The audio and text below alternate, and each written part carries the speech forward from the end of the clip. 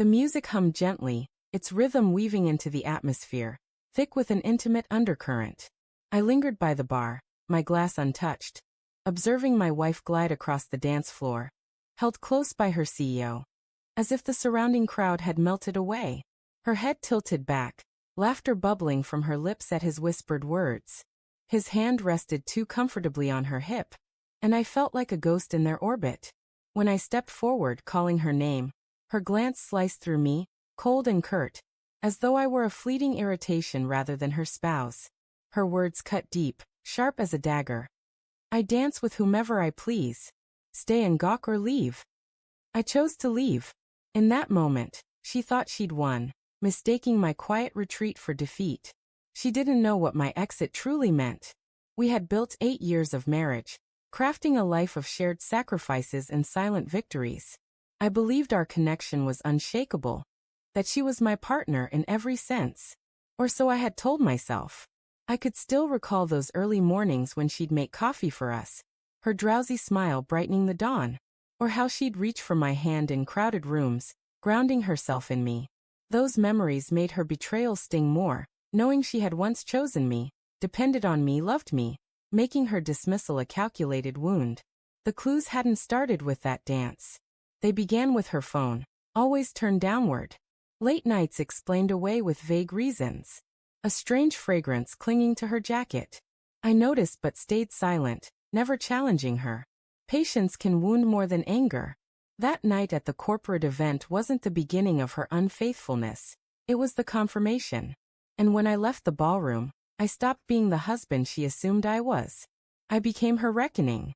I began with restraint, pretending nothing had shifted. Smiles, shared dinners, casual talk, because silence soothes the deceitful into complacency. And in their complacency, they grow careless. While she lowered her defenses, I started my work.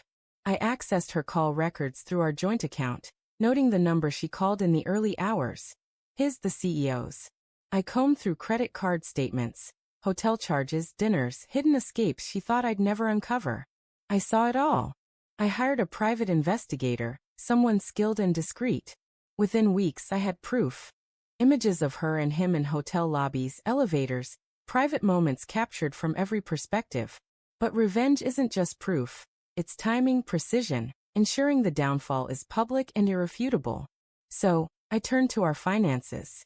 We shared accounts and investments, but she never cared for the details. I did.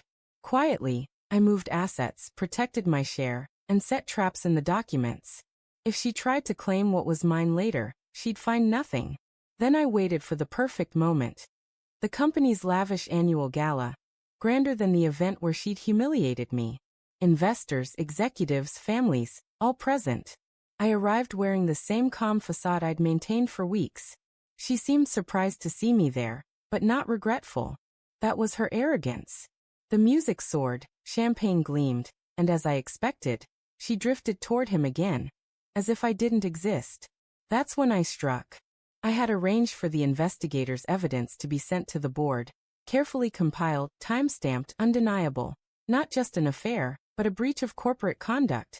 A scandal ready to ignite. As those files spread privately, I made my move. Stepping onto the dance floor, I drew attention. Murmurs faded. "Enjoying yourself?" I asked her, my voice steady, almost gentle. Her smile faltered. He shifted, discomfort creeping into his posture, sensing a tempest. "I told you," she whispered sharply. "Go if you don't like it." I leaned closer, my words for her alone.